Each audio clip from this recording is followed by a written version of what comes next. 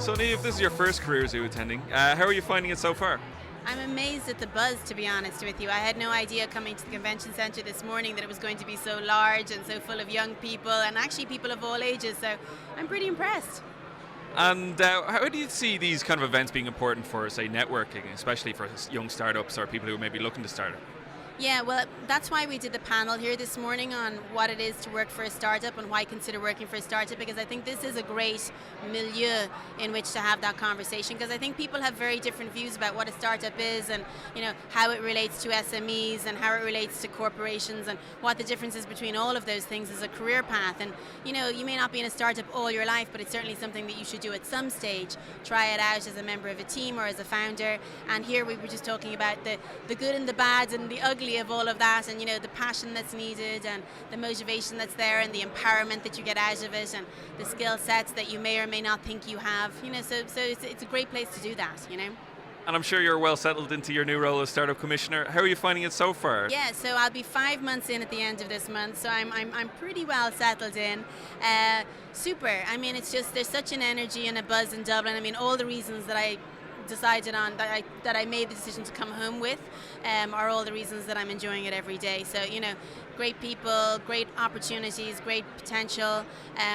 And I think there's some really good opportunities for us to add value, for my office to add value and to bring the community together more and to connect us more internationally. It's one of my big things, obviously, coming back from the States after so long. I really see an opportunity for us to be more connected on a day-to-day basis in our startups and in our startup ecosystem to the markets that our clients want to go into, that our startups want to get into, the UK, Europe, and mainly the US. So, there's a lot of work to be done, and I'm excited about it.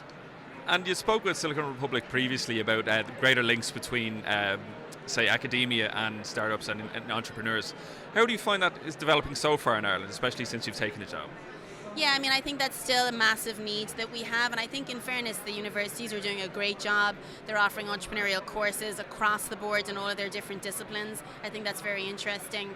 I think we need to recognize that we need to put diverse teams of people together to create that magic, to create that energy, to create those ideas, that innovation that prompts people to build startups. So computer scientists along with designers, along with marketeers, those are kind of like the magic mixes. If there was to be a magic mix, that's it. So whatever the universities can do to, number one, educate people about being entrepreneurs and about the startup ecosystem and about the nature and dynamics of startups, that's very important. And then bringing them together, offering them opportunities to network, to coalesce, to be elbow to elbow with each other. I was in London the last 2 days of this week, and it was very funny. I was sitting in Campus London, which is the Google campus, and just watching the interaction between people who don't know each other, just elbow to elbow, saying, "Hey, can you check this out? Can you be a user for 5 minutes and give me feedback on this?" And that's serendipity. We need to create that here, and I think our universities is a great place to start that. Okay, so Niamh, in terms of the being in the role of Startup Commissioner, do you think there's more that Ireland can do to help companies, startups go to the next stage of their development, say like the UK where they have the EIS scheme? Yeah, so you mean in terms of getting investment? Yeah, absolutely. I mean, there's policies here that the government are looking at. I think there's a lot of discussion, a lot of submissions to government talking about how we need to make it easier for investors to invest. I think one of the exciting things that's been happening recently is this SURE scheme that allows entrepreneurs to get tax back on the investment that they've made in their company from previous X years, I think up to 6 years. I think that's a great step forward for us.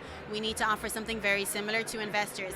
Or maybe just as easily model ourselves on the scheme, the EISS scheme in the UK. I mean, the figures for that are amazing. I think in the last year there's been like over 160 million invested, and when they surveyed the people who invested, the angel investors, over 50% of them said, "I would never have considered it if the EISS scheme wasn't there to push me along and to kind of make that easy for me and to mitigate the risks for me." So it's a no-brainer. We need our companies to find investment at the right stage, when they know that they have a product, when they know that they have a market, when they've done that early stage work to make sure there's a market, to make sure that they have a product that fits that market. They don't have all the answers, but I think that's stage one, and funding is stage two. And at that funding stage, yes, we need to improve the climate here to make it easier for you and I to put 5 or 10K or 15K into a company, and everybody else who maybe have skills that they can lend to companies. And you know, when you put money into a company, then you really want to see it succeed, and you know, you're really going to help them to build those markets, to hone those products, to figure out what's next. And we need to do a lot more of that. The angel investor community in Ireland needs to wake up and smell the coffee.